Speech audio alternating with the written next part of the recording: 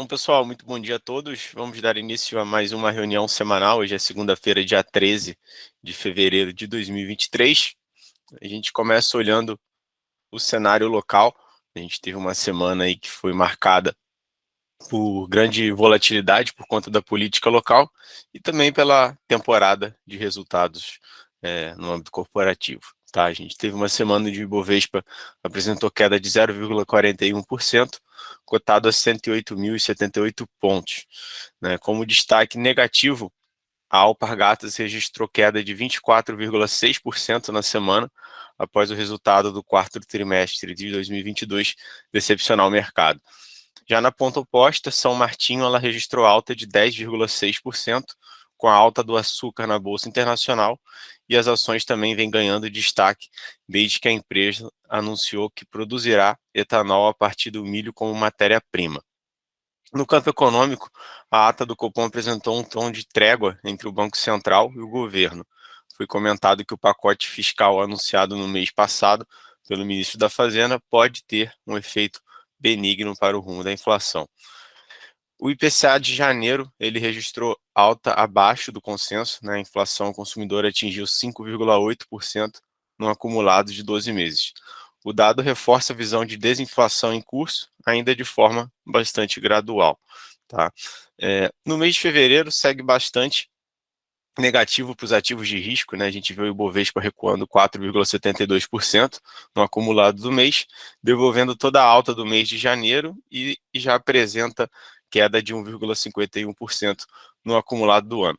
Tá? Apesar do mês negativo, nossas principais estratégias de gestão ativa em renda variável, elas seguem positivas no ano, né? A gente vê a carteira BTG10 Sim acumulando ganho aí de 2,70%, enquanto a BTG Small Caps sobe aí mais de 8% no acumulado de 2023. Tá?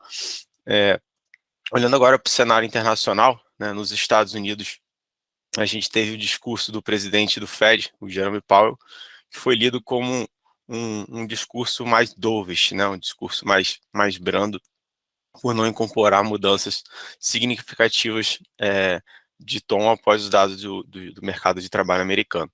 Além disso, ele reconheceu que o processo de desinflação e o apetite por risco do mercado voltou novamente, mesmo que a autoridade tenha afirmado que novas altas de juros ainda podem ser necessárias. Esse fator, combinado com os fortes resultados corporativos nos Estados Unidos, está elevando as expectativas que o mercado possa ter um soft landing por lá, né? Então, porém, com uma postura um pouco mais firme do Fed, de seguir com as altas nos juros americanos por um período um pouco maior do que o esperado pelo mercado, a gente viu os títulos de 2 anos registrarem um salto nos rendimentos para 4,51%, e isso acabou pressionando o mercado acionário ao final da semana, né? A gente vê os índices S&P 500 e o índice da Nasdaq recuando aí 1,11% e 2,14% respectivamente na semana, tá? Já na China, a inflação ela apresentou resultados melhores do que o esperado, tanto no índice de preços ao produtor quanto no índice de preços ao consumidor. O mercado ele espera uma elevação do custo de vida da China nos próximos meses, após o fim da política de tolerância zero Covid. Tá? Ainda assim, a inflação ao consumidor deve ficar ao redor aí de 3% este ano, o que é muito abaixo das taxas observadas nas principais economias ocidentais. Tá? E voltando agora para o Brasil, né, a gente tem o nosso IFIX, que é o nosso índice de fundos imobiliários, ele fechou a semana em queda aí de 1,07%, foi impulsionado negativamente pelos segmentos de recebíveis e de lajes corporativas.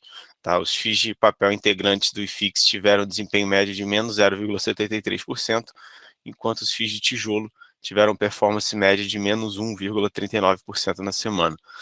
Em destaque nessa semana foi a notificação feita pelas Americanas aos shoppings informando que os aluguéis devidos até a data do deferimento do pedido de recuperação judicial, que ocorreu no dia 19 de janeiro, eles não serão pagos, tá? Por conta do efeito de suspensão de cobranças conferida pela recuperação judicial. E aí, com isso, obviamente, os fundos que têm lojas alugadas para as Americanas acabaram sofrendo na semana. Beleza? Bom, Para dar sequência aqui, então, vou chamar o Leandro para comentar um pouquinho de moedas para a gente. Bom dia, Leandro. Bom dia, Gustavo. Bom dia a todos. O que a gente viu basicamente ficou na conta do nosso cenário doméstico, né?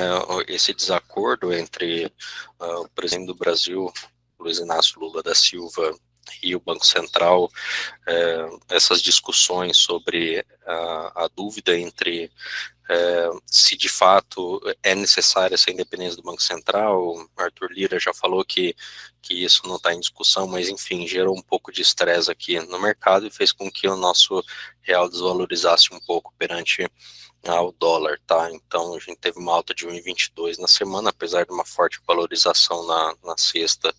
A gente teve uma alta na semana, fechando aí em 5,22, chegou até a máxima aí de 5,3092, tá? Então a gente vê cenário bastante estressado, questão política basicamente pegando mais, depois desse discurso mais dovish do Fed, como disse o Gustavo, tá? O DXY mostra um pouquinho dessa versão a risco, uma alta de 0,57, tá? Então, o mercado ainda cauteloso quando se fala sobre inflação. E na campo das criptos aqui, a gente vê as criptomoedas perdendo um pouquinho da força, né? O Bitcoin estava lá no patamar de 23 mil dólares, né? E agora está precisando se consolidar para não perder a próxima resistência de 20 mil dólares, né? E se de fato perder essa resistência, graficamente, os analistas falam que pode ocorrer quedas maiores, né? A intenção é que o criptomoeda volte aí para casa dos 23 mil dólares e o Ethereum volte aí para casa dos 1.600, 1.700 mil dólares, tá? Ainda muito correlacionado com ativos de risco, né, dos Estados Unidos e com a bolsa da Nasdaq, tá? Então, basicamente é isso. Vamos ficar de olho sobre declarações políticas e sobre a inflação, como ela vai se comportar no mundo inteiro, que isso que tá movendo aqui as moedas, beleza? Um abraço. Olha, Leandro, obrigado. Para dar sequência, então, chamar o Tavares para comentar um pouco da curva de juros para a gente. Bom dia, Tavares. Bom dia, Gustavo. Bom dia, pessoal. Então, trazendo informações aí sobre os DIs na semana passada, os juros eles fecharam a semana com uma ligeira alta aí com os vértices mais longos, né, e os vértices mais curtos aí tiveram uma correção nos DIs, né, com uma semana ali de ruídos políticos, igual o Gustavo e o Leandro comentou, bem elevado, né. Então a semana aí teve uma discussão sobre as metas da inflação. Eles ocuparam o foco aí dos analistas do mercado. Então, o juros futuro encerrou o pregão aí de sexta-feira próximo aos níveis dos ajustes de quinta, com uma volatilidade nos vértices curtos e longos, né? À medida que chegou ao fim de semana aí, uma semana de elevado ruído político e volatilidade dos mercados locais, em meio às discussões aí relacionadas a alterações nas metas da inflação e a própria autonomia do Banco Central. Com isso, os DIs aí curtos encerraram a semana com uma queda comparada com a primeira semana aí de fevereiro, já os DIs com vértices mais longos encerraram com uma semana com uma leve alta, né? Então, no encerramento dessa semana aí, a taxa de contrato aí dos DIs aí para janeiro de 2024 caiu de 13,83% ali do ajuste anterior para 13,46, né, uma queda ali de 2,68%. Já o DI de 2025 ali teve uma queda de 13,18 para 13,12, uma queda ali um pouquinho mais moderada, né, menos 0,46%.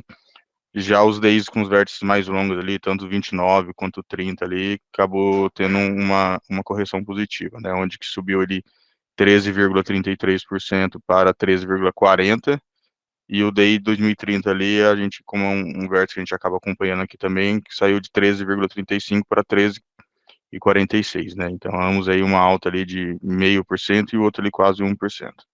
Então, as discussões relacionadas à meta da inflação provocaram um forte movimento ali de inclinação na curva, né? Diante da perspectiva que uma inflação maior no futuro deve exigir um juros de equilíbrio mais alto, né? Assim, as taxas longas subiram na semana em contraponto às mais curtas, no encerramento ali de sexta-feira passada, a diferença entre as taxas DIs ali de janeiro de 2024 para o DI ali de janeiro de 2027 era de 0,65 pontos percentuais. O número ali caiu para 0,34.